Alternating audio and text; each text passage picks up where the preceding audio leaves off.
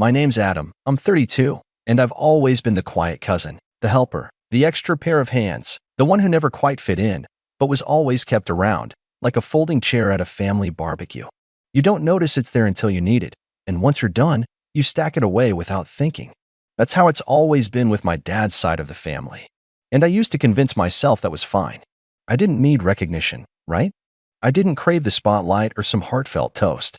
I was content being useful, until the night I realized they didn't just take me for granted. They truly didn't see me as family. The wedding was for my cousin Stephanie. She and I are the same age, that you'd never know it by how she talks to me like I'm 12 and spilling juice on her dress. Her mom, Aunt Linda, is my dad's sister, and she's the kind of woman who makes backhanded compliments into an Olympic sport. "Oh, Adam, you've put on some weight. Good. You were looking sickly before." Or, "You're so good with tech, too bad that doesn't help you make real money like your cousins do." I wasn't even supposed to be at the wedding, not originally. Stephanie had planned it to be some sort of exclusive family affair, intimate, elegant, curated, as she wrote in that floral monstrosity of an invitation she sent to practically everyone but me. I only found out about the wedding from my younger sister Jenna, who got an invite with a +1 and casually mentioned it over lunch like it was obvious I'd be going too. "I'm sure it was an oversight," Jenna said, stirring her coffee like it didn't matter. "Steph probably assumed you'd be there. You always help with events." "Yeah, I always help."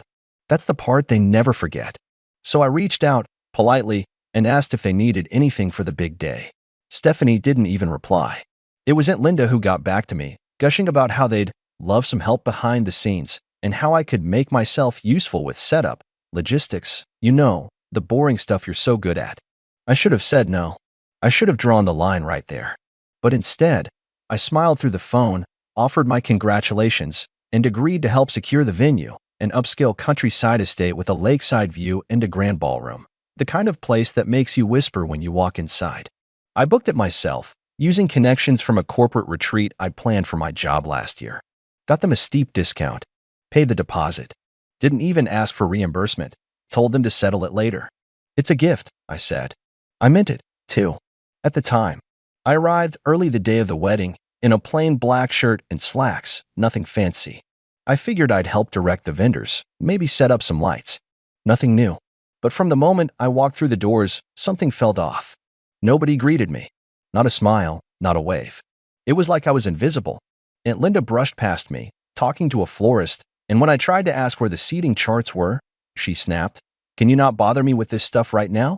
Maybe go check with the kitchen. They'll probably need help plating." I blinked. Plating? I wasn't even sure she knew what that meant. I made my way to the catering crew, who did, in fact, seem overwhelmed. They assumed I was staff, and honestly, I didn't even correct them. I rolled up my sleeves and helped unload trays of desserts, arranging them with care. I figured maybe this was just another example of me stepping up where they needed me. Maybe they were too stressed to show appreciation right now. Then I heard it. "Ugh, why is he even here?" someone whispered near the doorway. I turned. Stephanie, in her white gown, perfect hair, champagne in hand, laughing, with her fiancé and 2 bridesmaids. Mom said he begged to be invited. Like, actually called her. So awkward. Another voice. "Well, at least he's doing something useful. Imagine if you just sat around like you belonged at the head table." Stephanie sipped her drink. "Please. He's lucky he's allowed in the building. He's not really family anyway." I froze. Not really family. That one hit deeper than I expected. My chest tightened. I wanted to say something, anything, but all I could do was stare at the reflection of myself in the dessert tray cover. Just a guy in black, sweating, helping out, uninvited, unloved. I backed away before they noticed me, swallowed the lump in my throat, and went back to the kitchen. I stayed quiet. Served drinks when the bar was short-staffed. Set out napkins when someone knocked over a display. I smiled when spoken to, nodded when dismissed. A few guests assumed I was working there. One even handed me a tip. I didn't take it. Dinner passed. Toasts were made. Not one mention of me. The DJ announced the cake cutting. That's when Aunt Linda found me again, holding a half-eaten macaron and looking me over like I was part of the decor. "You should help refill the dessert trays," she said. "You're good with your hands. And stay out of the pictures, okay? We're doing family shots now." I stared at her. She smiled. A sweet, dismissive, get-out-of-the-way smile. And that's when I felt something shift inside me, not anger, not sadness, just a clean, precise click. like a lock opening. I walked back to the service hallway, pulled out my phone, and opened my reservation app. The venue. Still under my name. The reception room booked until midnight. I hadn't transferred the reservation. They'd never followed up with the final payment. And I had the authority to make changes. But I didn't act immediately. I waited. Watched. The music swelled. The lights dimmed. Stephanie stepped out in her second dress, sparkling and smug. The MC was preparing to announce the first dance. Guests were gathering. Phones raised. The moment was seconds away, and I was already texting. I typed slowly, clearly, to the manager. Hi. This is Adam, the reservation holder for the Willow Ridge Ballroom tonight. Something's come up.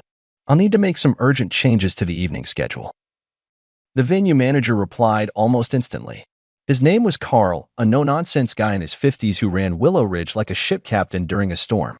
He didn't mince words, and he certainly didn't like last-minute chaos. But I'd worked with him before, and he remembered me. Trusted me. Adam understood. What kind of changes? I stared at the ballroom through the archway. Stephanie was holding hands with her new husband, swaying side to side while the MC prepped the mic. The guests were crowding the dance floor, murmuring excitedly, the lights shifting to a warm amber glow. I typed, please prepare to clear the ballroom. Reservation is being terminated effective immediately. I'll handle the fallout. Please notify security. There was a pause. A long one. I imagined Carl blinking at his screen, wondering if I'd lost my mind. Then came the reply, confirmed. Need 10 minutes to prep. Are you sure? My thumb hovered over the screen. Was I? Was I really about to pull the rug out from under my cousin on our wedding night? And then I remembered. Every single slight. Every rolled eye. Every condescending tone. Every unpaid favor. Every ignored invitation. Every time they needed a tech fix or a last-minute errand or a do me a solid, at a moment that I never got so much as a thank you for. And how, just 2 hours ago, I'd been told, with a straight face, to stay out of the family photos. I had sinned. Completely sure. I'll be at the entrance. I tucked the phone away, adjusted my collar, and walked toward the front lobby. My legs felt light, like I was floating. The weight that had sat on my shoulders for years, the quiet guilt, the craving for acceptance, the internal voice always whispering maybe next time they'll see you, all of it peeled away like dead skin. As I stepped out into the cool air of the foyer, I could hear the DJ announcing the first dance. A slow, soft song started playing. I leaned against the wall, arms crossed, and nodded to the front desk assistant as she received a quiet word from her earpiece. Her eyes flicked to me with a bit of confusion, then recognition. She tapped her tablet, and suddenly I heard the music fade. Not skip. Not stutter. Fade. Inside, voices rose, a few confused murmurs, then a wave of startled chatter. The lights flickered brighter. The MC stammered something awkward. I could hear Carl now, his unmistakable voice calling out above the crowd. Sorry, folks. Please remain calm. There's been a scheduling issue. I didn't move. I just waited. And then the doors burst open. Stephanie stormed out first, veil slightly off kilter, dress bunched in her fist like she was ready to throttle someone. Adam, she snapped, her heels clicking against the marble. What the actual?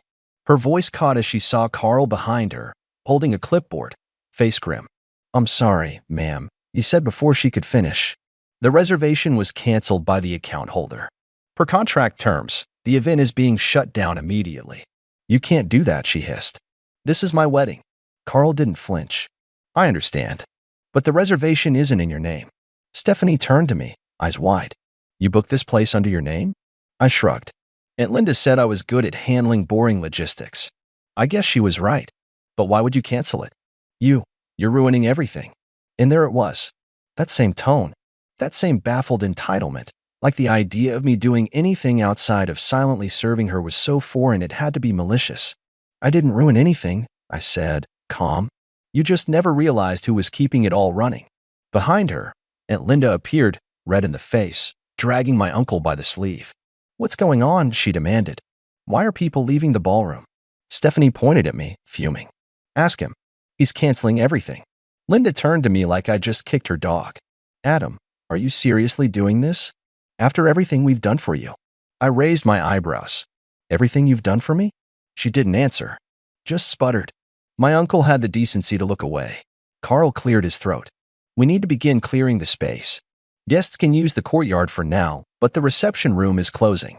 There's nothing more I can do unless payment and authorization are sorted, and it's too late for that tonight. Stephanie's voice rose again. You can't just leave us like this. I smiled. I was told I'm not really part of the family anyway, so what does it matter? I turned to leave, but I wasn't finished yet. I had one last step to make it count.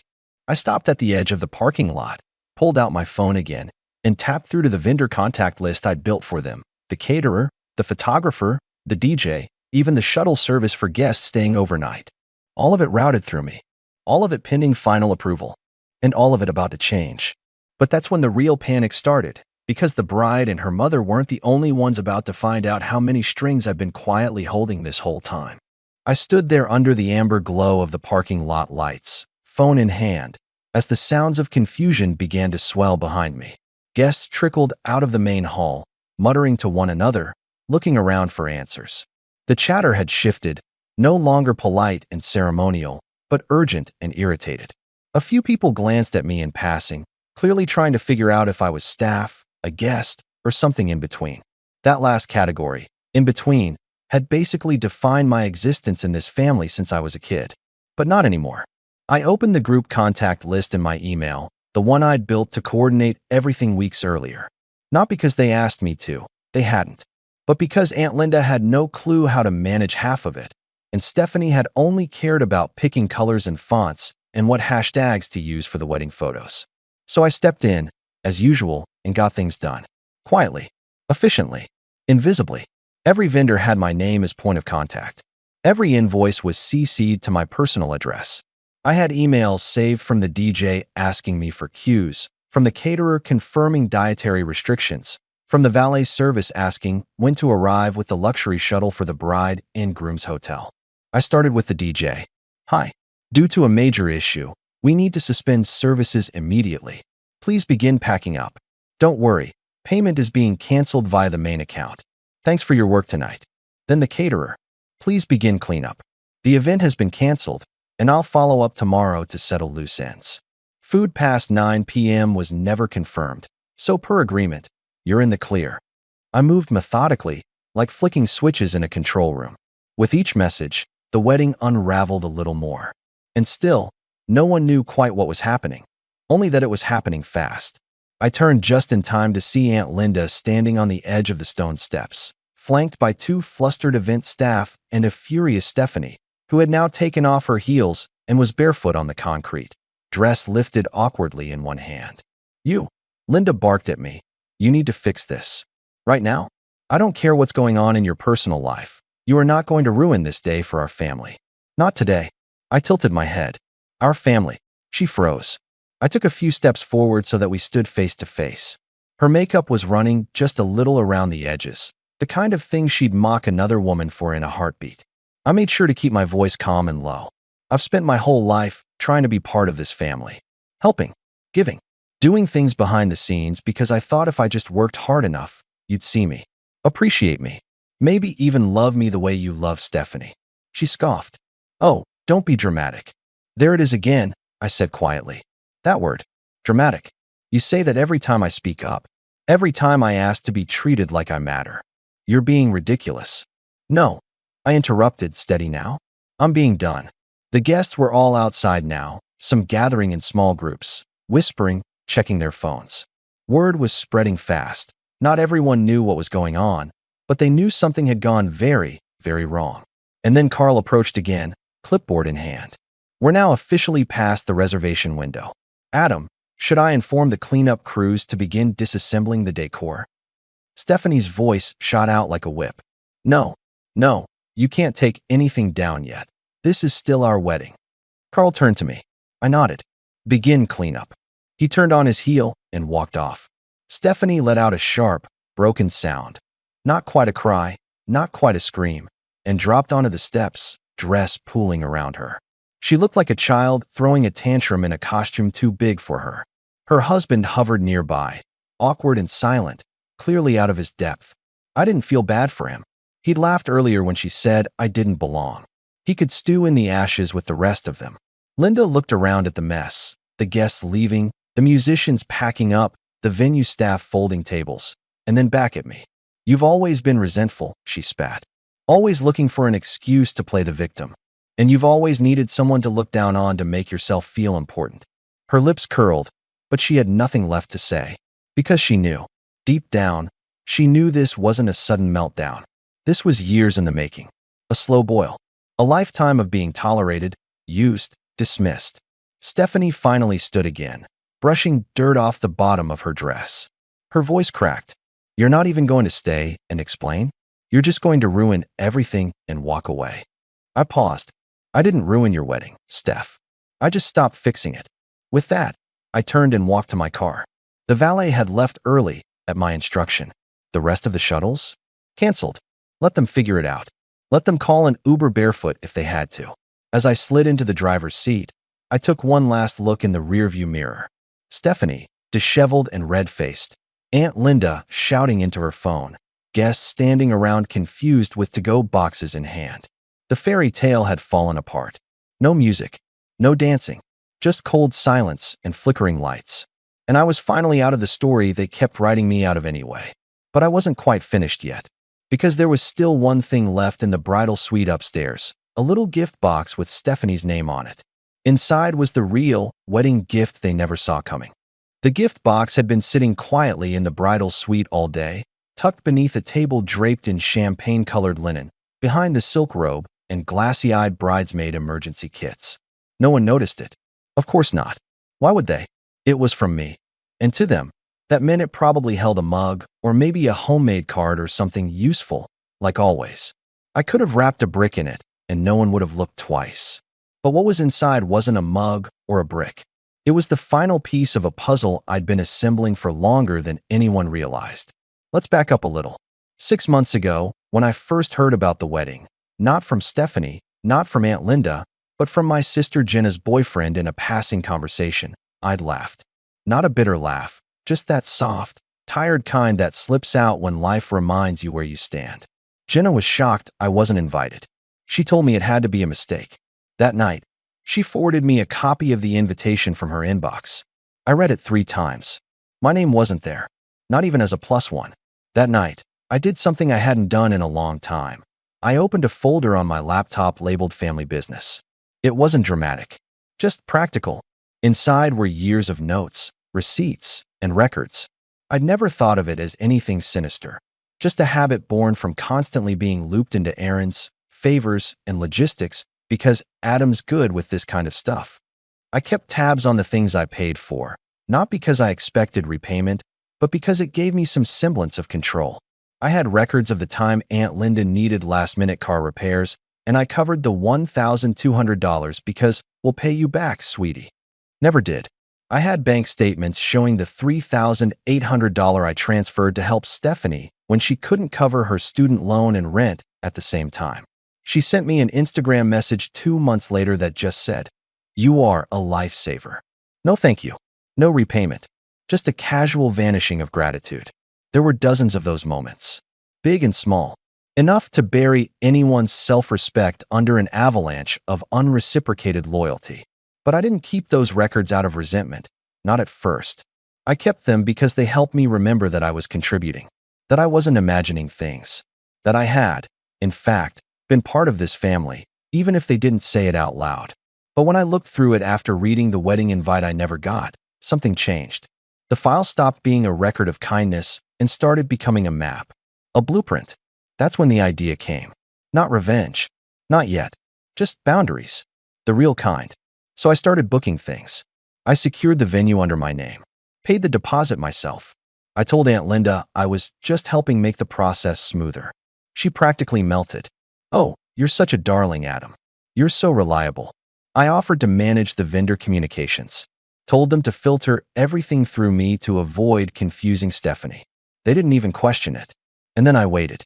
Waited through every ignored group chat. Every comment about how, well, Adam's not really involved, but he's around if we need something. Every dinner where I showed up late because I was at a meeting with the DJ or confirming flower arrangements. So that little box I left in the suite, that was the culmination of all of it. It was a simple white box, no ribbon. Inside was a printed letter and a USB drive. That's it. The letter read, "To Stephanie and Aunt Linda, I figured you'd be too busy on your big day to read this, But maybe once the music stops and the guests go home, you'll finally have a minute. Inside this USB are copies of every receipt, every invoice, every email and text exchange related to this wedding. From the deposit on the venue, to the DJ's contract, to the agreement with the shuttle service you never noticed was under my name. You'll also find a record of every personal payment I made over the years. For your rent, Steph. For your car, Aunt Linda. For the emergency flights, the hotel rooms, the groceries you forgot to pay me back for. The total comes to just over $19,400. I don't expect repayment. Don't worry. This isn't about money. This is about acknowledgement. You spent years treating me like I didn't belong. Like I was an employee in the family you ran like a business. But tonight, I finally stepped out of the shadows you kept me in. Not for revenge, just for clarity. You're welcome for the wedding. You're also welcome to never contact me again. Sincerely, Adam. When they found that box, and I know they did, because Jenna called me the next morning, nearly breathless, the aftermath exploded. Stephanie posted a teary message to her social media account claiming she'd been sabotaged by someone she trusted. Of course, she didn't mention names, just vaguely hinted at betrayal. But word got around fast. Turns out, when a bride sobs about being abandoned on her wedding night, but several guests saw her screaming at the cousin who was quietly fixing everything, the sympathy wears thin. Aunt Linda tried to salvage things by calling a few mutuals and painting me as mentally unstable. That didn't fly either, because people started asking questions, a lot of them, about why I'd been the one handling bookings, why everything had been under my name, why the family hadn't contributed a dime to the venue or services. And then Jenna, bless her heart, posted the letter, redacted, but enough for the truth to bleed through. Within days, my inbox flooded. Cousins, uncles, even old neighbors, some apologizing, some just trying to piece it together. I didn't respond to any of them. I didn't need to. I wasn't angry anymore. I was free. I blocked Aunt Linda's number. Blocked Stephanie too. I heard they ended up holding a redo reception 2 weeks later at a family friend's backyard. Plastic chairs, Bluetooth speaker, fold-out tables. It rained. I spent that weekend in a quiet cabin in the woods. No phone, no guilt, just peace. For the first time in decades, I wasn't waiting to be included. I wasn't hoping for a call that would never come or bracing for the next backhanded favor. I had drawn a line, lit it on fire, and walked away without looking back. And I've never felt lighter. Sometimes, family isn't about blood. Sometimes, it's about respect. And when you've been denied that long enough, there comes a day where you stop asking for a seat at the table and build your own. I built mine the night I canceled a wedding, and I never looked back.